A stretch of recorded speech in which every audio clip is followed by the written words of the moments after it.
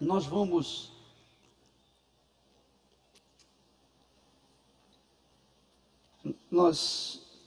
vamos trabalhar, meditar, raciocinar, pensar numa das palavras mais gloriosas que Jesus disse. E todas as palavras dele são gloriosas, mas essa palavra dá bastante a ênfase àquilo que nós todos queremos, porque trata da vida desse mundo e trata da vida eterna. Você pode abrir sua Bíblia em Mateus capítulo 13 e versículo 33.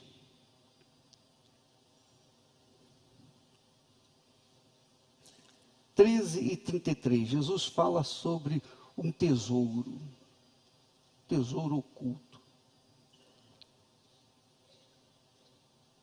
Diz o texto: disse-lhes outra palavra: o reino dos céus é semelhante ao fermento que uma mulher tomou e escondeu em 3 medidas de farinha, até ficar tudo levedado. Depois ele fala assim, versículo 44, o reino dos céus é semelhante a um tesouro oculto no campo, o qual certo homem, tendo-o achado, escondeu. E transbordante de alegria vende tudo o que tem e compra aquele campo. Vende tudo o que tem e adquire aquele campo. Porque adquiriu o campo onde estava o tesouro escondido. Esse tesouro de que Jesus trata, fala do reino eterno. Quando Jesus fala do reino dos céus, é o reino eterno. É onde a vida eterna.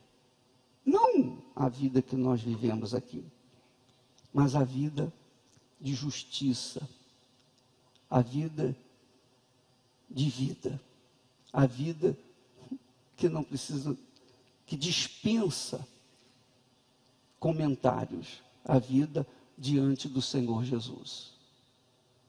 O reino dos céus, a nova Jerusalém, para onde vão as almas daqueles que foram fiéis até o fim. Mas ele não tratou apenas de um reino, o reino dos céus. Antes, ele trata do reino de Deus. Jesus tratou do reino dos céus e do reino de Deus. Falou muito do reino dos céus e o reino de Deus.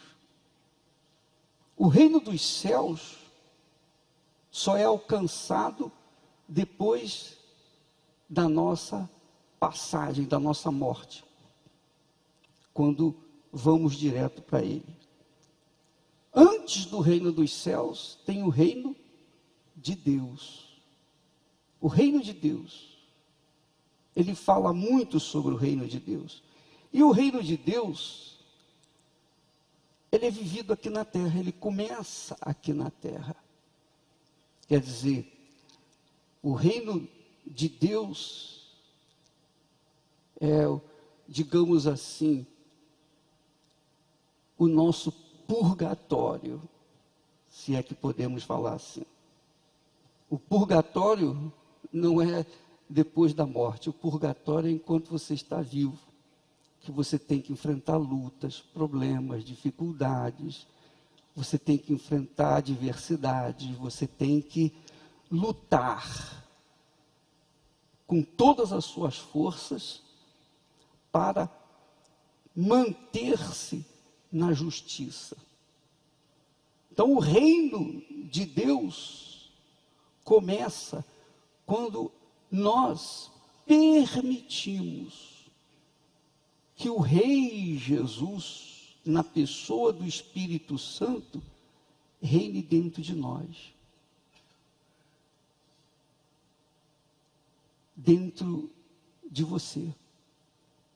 Porque a coisa mais difícil de uma pessoa, para uma pessoa,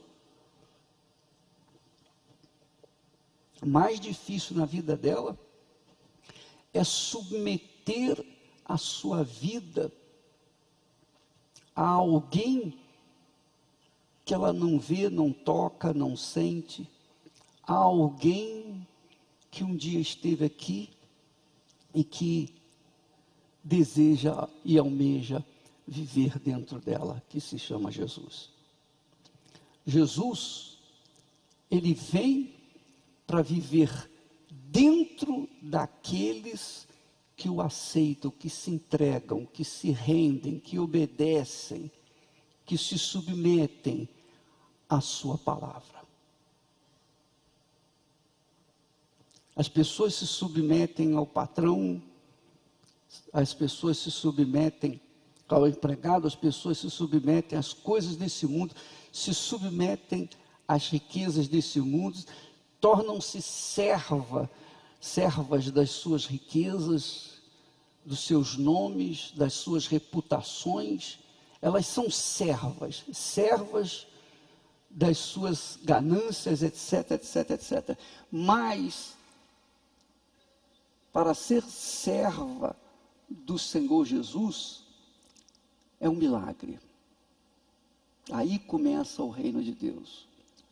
O milagre começa quando ela se submete, se entrega, 100%. Ela coloca a sua vida literalmente no altar e vive na dependência de Deus. Foi isso que Deus fez com o seu povo, que tentou fazer com o seu povo. O reino de Deus. Por exemplo, os discípulos ficavam querendo saber como era o reino de Deus. Jesus disse: o reino de Deus está dentro de vós. Quando o Senhor reina aqui dentro. Quando Ele reina aqui dentro, quando Ele reina dentro de nós, então nós somos submissos, nós somos humildes, nós reverenciamos a sua presença, nós respeitamos e, consequentemente, por conta dele reinar dentro de nós, então nós somos capazes de amar uns aos outros e respeitar e ser justos e corretos e etc, etc, etc, etc. É muito difícil entender essa química quando a pessoa tem os seus pensamentos lá fora. Mas quando nós aliamos essa ideia, esses pensamentos com o casamento, a gente pode entender melhor o que significa viver o reino de Deus. Casamento. Quando a gente trata de casamento, então as pessoas entendem bem. O casamento nada mais é do que um símbolo, um tipo do reino de Deus. Porque quando a noiva se entrega para o noivo e vice-versa, e fazem uma aliança, um vive em função do outro. Então há uma harmonia entre os dois.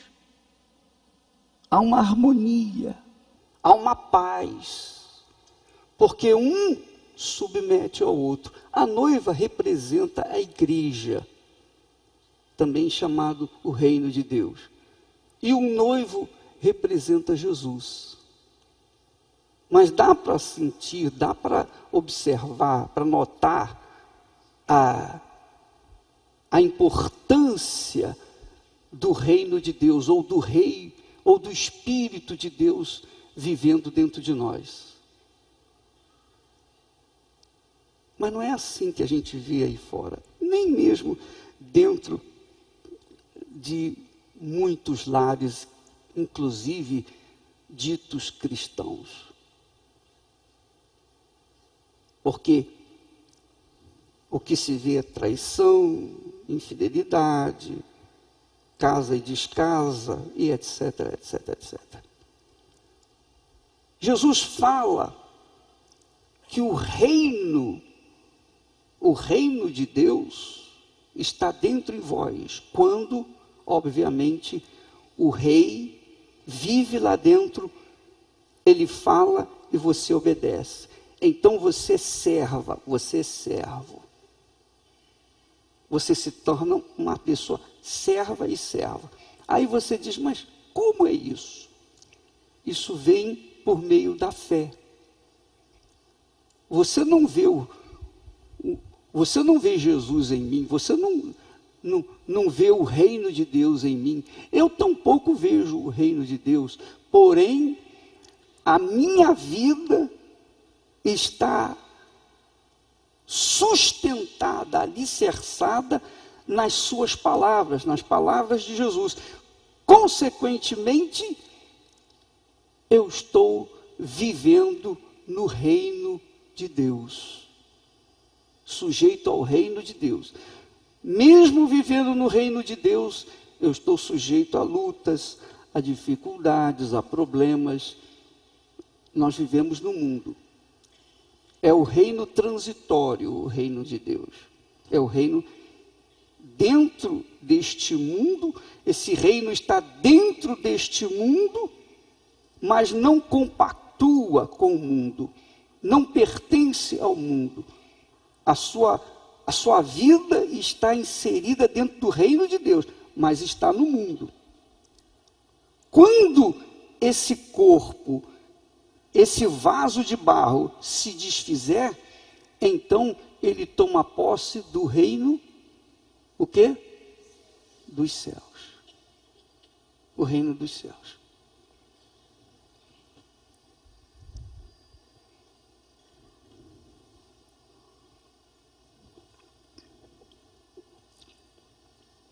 Jesus disse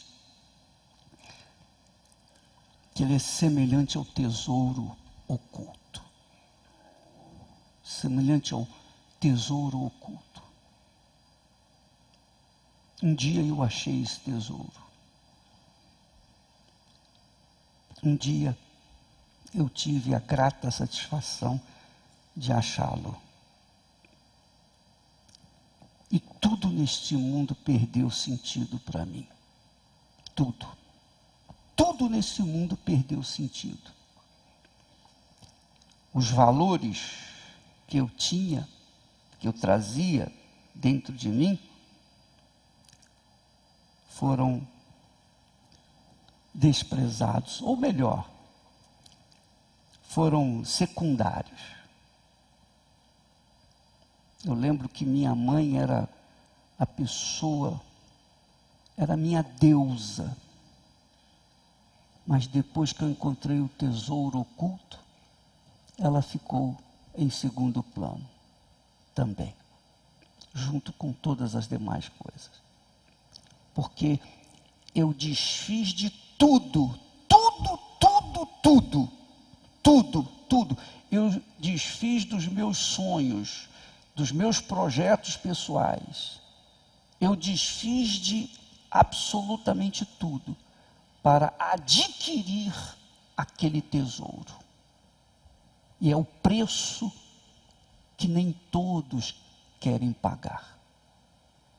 Há pessoas aqui agora que querem a salvação, que querem Jesus, querem o reino dos céus, mas não querem pagar o preço. Não querem pagar o preço. Não querem entregar suas vidas, não querem priorizar o Senhor Jesus. E aí fica difícil para essas pessoas. Elas querem agradar gregos e troianos. Elas querem estar com um pé no reino de Deus e um pé no reino desse mundo. Não tem jeito, minha amiga, meu amigo. Ou uma coisa ou outra. Você não pode assoviar e chupar cana ao mesmo tempo. Não pode. O reino de Deus é revelado para vocês, aqui agora. Mas para você entrar nele, para você chegar a ele, você tem que abrir mão de tudo, toda a sua vida, todos os seus projetos pessoais, tudo que você é, tudo que você pretende ser, tudo que você pretende ter, tudo, é a sua vida pela vida que Deus lhe dá. Você não pode receber uma vida nova e manter a vida velha. Você não pode estar no reino deste mundo e abraçar o reino de Deus. Não, ou uma coisa ou outra, você escolhe. A vida é sua. E eu queria fazer a oração em favor das pessoas que querem, que estão dispostas a abrir mão das suas próprias vidas para poderem entrar no reino de Deus. Porque depois que você entra no reino de Deus, então você vai ter que lutar para se manter nele. Porque não é fácil, é difícil. Você tem que lutar. E muitos não perseveram, muitos não vencem, muitos não conquistam e acabam perdendo. Então, se você quiser, você é convidado para vir aqui na frente. Você quer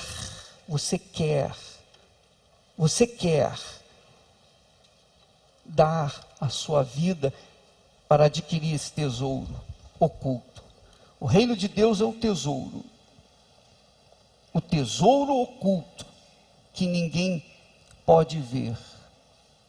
Mas se você não entrar no reino de Deus, você não vai ter acesso ao reino dos céus. Para você chegar ao reino dos céus, você tem que começar pelo reino de Deus. Não é fácil.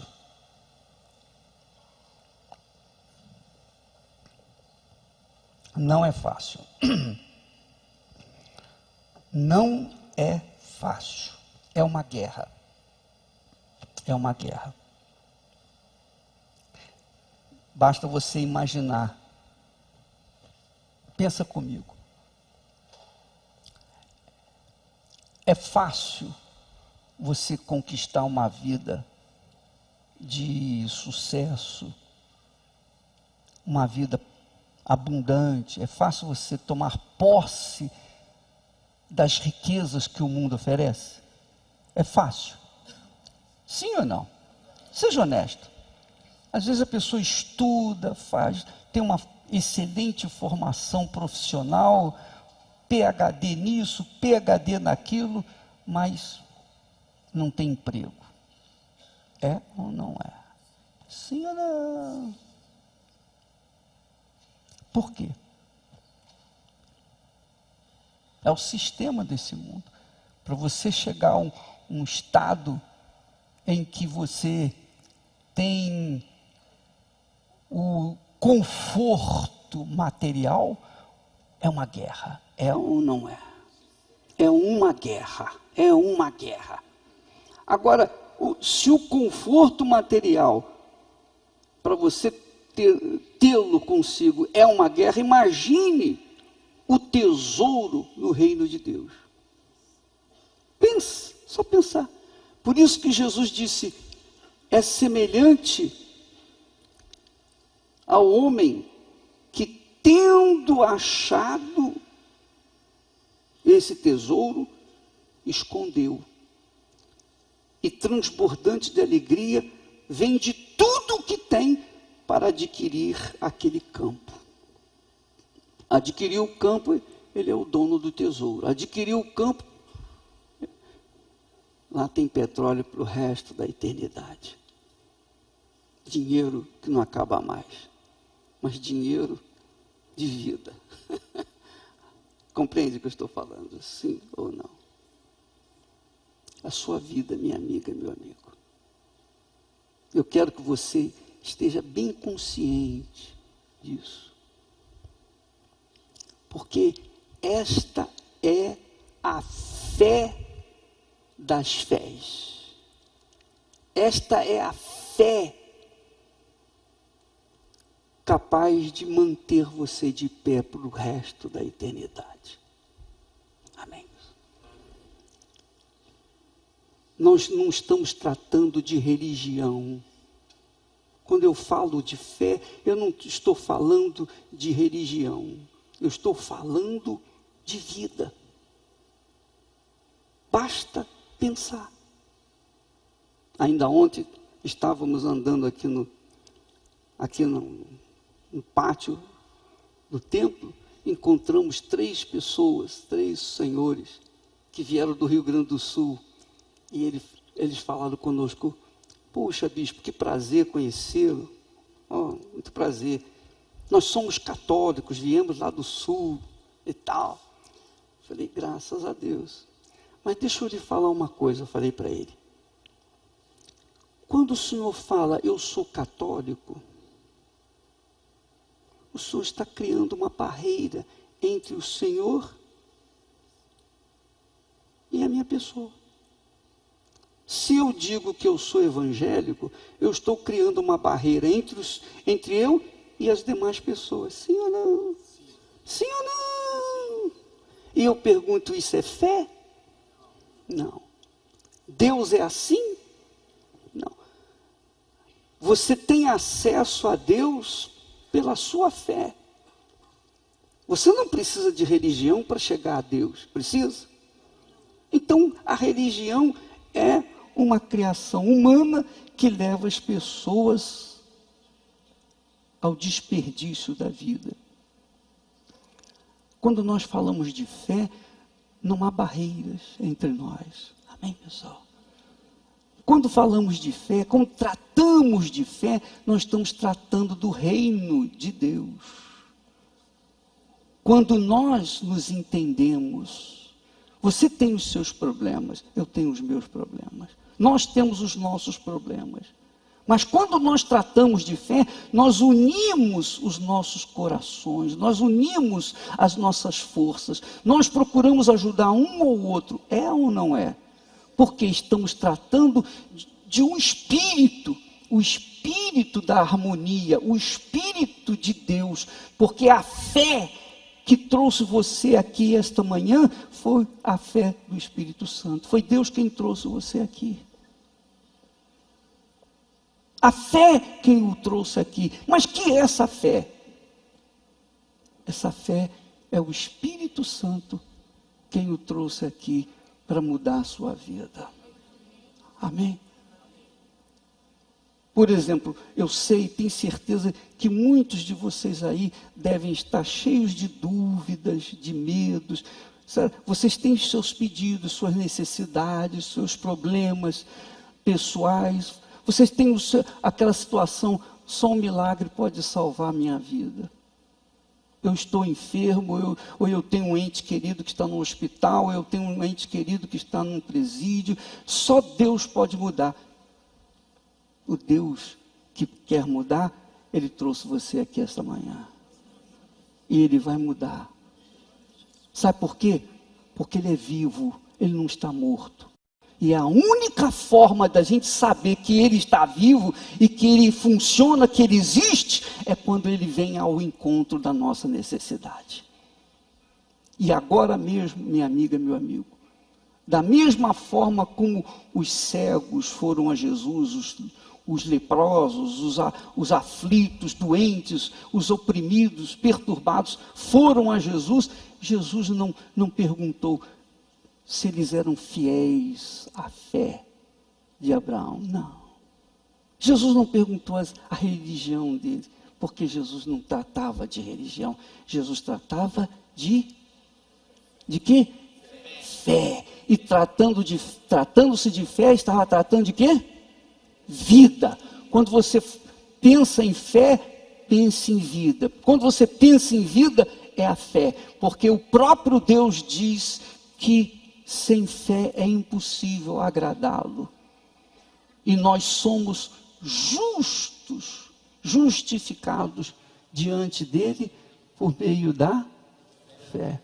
Em outras palavras, só porque você veio à frente entregar a sua vida, os seus pecados já estão perdoados. Só porque você está aqui diante do templo, entregando sua vida a Jesus diante do altar, todos os seus pecados estão perdoados. O que você fez? Não interessa. Mas o que você fez já foi removido. Só porque você se aproximou. Você deu um passo na direção de Deus, ele veio correndo na sua direção. Você acredita nisso? Tão certo como Deus existe, tão certo como Deus existe, ele já limpou a sua vida. Amém? Porque você se aproximou dele. Jesus disse: ninguém vem a mim se o Pai não o trouxer. É muito forte isso. Então quem trouxe você foi o Pai. E Jesus disse: e aquele que vier a mim, de maneira nenhuma o lançarei fora. Amém? Então, essas ideias, esses pensamentos removem aquelas ideias tacanhas, religiosas, que dizem assim: você não merece, você é um pecador, você fez isso, você fez aquilo, você tem que pagar penitência aqui na terra, você tem que pagar os seus pecados. Já foram liberados, você está liberado, justificado, quer dizer, limpo. Amém, pessoal? Pense assim: você está diante do juiz, e o promotor está dizendo: ó, esse aí é um pecador. O promotor é o Satanás. Esse é um pecador, olha aí, ele fez isso, fez aquilo outro. Aí o juiz chega para você: só porque você veio aqui a mim, você está perdoado, está limpo, está liberado. Amém? Está livre. Assim é com Deus. Amém? E não só liberado, mas também curado, em nome do Senhor Jesus.